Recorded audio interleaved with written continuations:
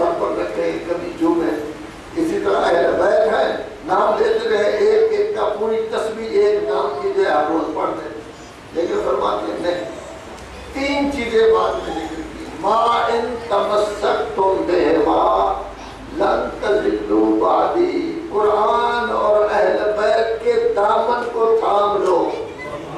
جب دامن کو تھام لو گے, پکڑ لو گے, قرآن جس طرف جائے گا اسی طرف جاؤ گے, اہل بیت جس طرف جائے گا اسی طرف, ان کے نقش قدم پر چلو گے, ان کے اسوہ حسنہ پر عمل کرو گے, ان کی سیرت پر عمل کرو گے, ان کے راستے کو اپناؤ گے. لیکن قرآن کی رفتار آواز سے زیادہ ہے, اہل بیت کی رفتار آواز سے کئی گنا زیادہ ہے. آپ کی رفتار چیمٹی کی چال ہوگی, کیونکہ ہے تو ہم انسان, مادی ہیں, غلطیاں ہو جاتی ہیں, خرابیاں ہو جاتی ہیں. لیکن جب چیمٹی کی چال میں چلو گے تو راستہ تو اہل بیت والا ہے, راستہ تو قرآن والا ہے, راستہ تو صراط مستقیم ہے. وہ جلدی پہنچ جائیں گے, ہم کئی 100 سال پہنچیں گے, لیکن پہنچ تو جائیں گے نا منزل مطلوب. یہ پہلا مرحلہ. تمسک, مضبوطی سے ان کو تھام لو, ان کے احکام, ان کے فرامین پر عمل کرو. دوسرا کیا کہا, لن یفترقا, یہ دونوں کبھی بھی جدا نہیں ہوتے. گویا سمجھایا گیا اے مسلم سنی شیعہ, یہ چکر نہ چلانا کہ ایک طرف تو کہہ دے حسبنا کتاب اللہ اور دوسری طرف آپ صرف اہل بیت کو لے کر بیٹھتے ہیں. نہیں, دونوں کو لینا ہے, یہ دونوں کبھی جدا نہیں ہوں گے. پھر فرما دیا یاد رکھو اہل بیت کی اعلیٰ فرد کون ہے, مولا کائنات, علی مع القرآن والقرآن مع علی. علی نے ہمیشہ قرآن کے ساتھ رہنا ہے, قرآن نے ہمیشہ علی کے ساتھ رہنا ہے. ان میں جدائی کبھی نہیں ہوگی. تقسیم نہ کر لینا کہ ان کو تراویح میں قرآن فائدہ دیتا ہے وہ لے لیتے ہیں اور آپ اہل بیت کو لے لیں کہ مجالس پڑھیں گے, فیسیں ملیں گی, روٹی چلے گی, رزق چلے گا, چندے کریں گے, خود بھی کھائیں گے اور پڑھنے والوں کو بھی دو گے. یہ چکر والی ہے. قرآن کو بھی کوئی طرح لینا ہوگا.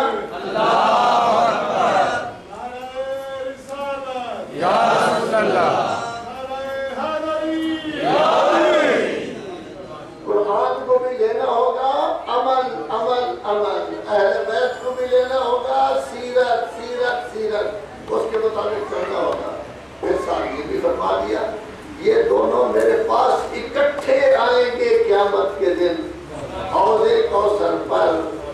اب چونکہ ہم عادی ہیں نا زیادہ تر نعرے لگانے کے, تو اس میں مقرر آپ کے جذبات کو برانگیختہ کرنے کے لیے ایک واقعہ ذکر کر دیتا ہے. آپ سمجھتے ہیں قرآن اور اہل بیت کا تعلق بس انہی لوگوں کے ساتھ تھا کہ کچھ لوگ آ رہے ہوں گے اور ایک کوثر پر فرشتے ان کو روک لیں گے. رسول اللہ کہیں گے یہ تو میرے فلاں ہے, ان کو آنے دو. تو فرشتے کہیں گے یہ بڑے بڑے کام کرتے رہے, آپ کے پیچھے یہ نہیں آ سکتے. ہم خوش ہو جاتے ہیں, ہم کہتے ہیں بس قرآن مجید نے ہمیں بتا دیا کہ یہ لوگ گڑبڑ ہیں. ایسی بات نہیں ہے.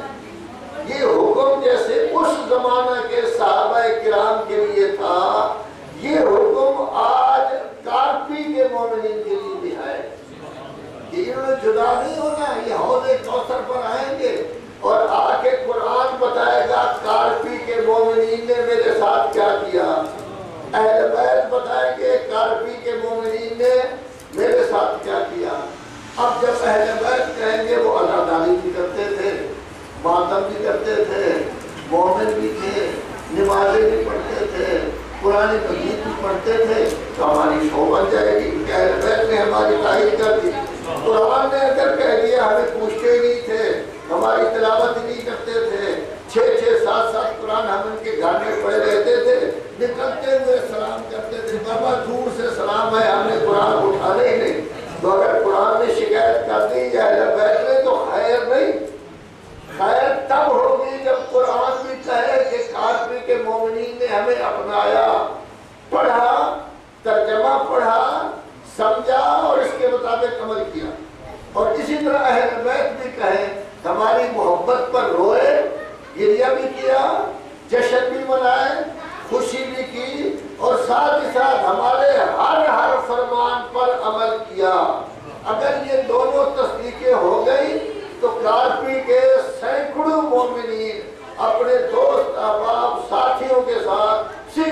جنت کی طرف چلے جائیں گے اور فرشتے آ کے کہیں گے السلام علیکم، بڑی پاکیزہ زندگی بسر کی۔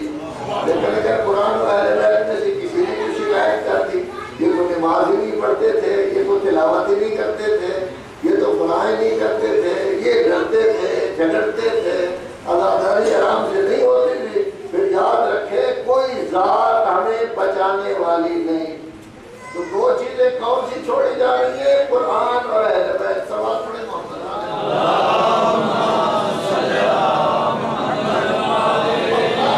سوال ہے، وہ یہ ہے کہ آج قرآن مجید کروڑوں میں اربوں کی تعداد میں ہمارے پاس موجود ہے نا قرآن مجید؟ تو سوال یہ پیدا ہوتا ہے، رسول اللہ تو کہہ رہے تھے اکٹھا رہنا ہے، اہل بیت بھی ہوگی، کوئی نہ کوئی امام بھی ہوگا، آیا کوئی امام اس وقت ہے؟ یہ صرف میرے لیے یا آپ کے لیے تو نہیں نا، تمام مسلمانوں کے لیے ہے نا۔ 125 کروڑ مسلمان، اللہ کا رسول کہہ رہا ہے قرآن بھی رہے گا، اہل بیت بھی رہیں گے۔ 1400 سال گزر جائیں تب بھی قرآن ہوگا، اہل بیت ہوں گے۔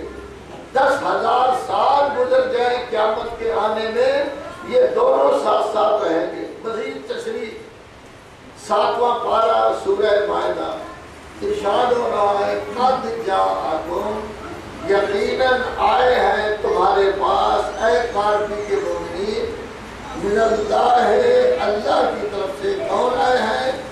نور و کتاب مبین۔ تو قرآن تو موجود ہے، نور کا کون سا فرد موجود ہے؟ پہلا نور تھے اللہ کے رسول، دوسرے نور تھے مولا کائنات، پھر نور بنے امام حسن عسکری علیہ السلام۔ آج کون ہے جو اس آیت کی تشریح میں نور بن سکتا ہے؟ قرآن مجید تو موجود ہے۔ ذرا اور آگے چلیں، ابھی ماہ رمضان آ رہا ہے، شعبان کس کا مہینہ ہے؟ اللہ کے رسول کا۔ رجب کس کا مہینہ ہے؟ مولا کائنات کا۔ رمضان کس کا مہینہ ہے؟ اللہ کا۔ قرآن مجید دوسرے پارہ میں ہے شہر رمضان الذی انزل فیہ القرآن، ماہ مبارک میں قرآن نازل ہوا۔ مزید بحث نہیں کر سکتے۔ ماہ مبارک کے کتنے دن ہوتے ہیں؟ 30، دن بھی 30، راتیں بھی 30، یہ بن گئے 60۔ کوئی پتہ نہ چلا قرآن مجید رات اور دن میں کب نازل ہوا۔ پھر آ جاتی ہے سورہ دخان۔ سورہ دخان میں اِنَّا أَنزَلْنَاهُ فِي لَيْلَةٍ مُبَارَكَةٍ، ہم نے قرآن مجید کو بابرکت رات میں نازل کیا۔ تو معلوم ہوا کہ ماہ رمضان کے دنوں میں نہیں، ماہ رمضان کی ایک رات میں نازل ہوا۔ تو راتیں کتنی ہیں؟ 30۔ ہمیں نہیں پتا کہ 30 میں سے کس میں نازل ہوا۔ یہاں بھی اسی آیت میں کہا گیا ہے وہ رات ایسی ہوگی یفرق فیہا کل امر حکیم، حکیم خدا سے جو امر آئے ہیں، حکم اوامر آئے ہیں، وہ اسی رات تقسیم کر کے الامر کی خدمت میں پیش کیے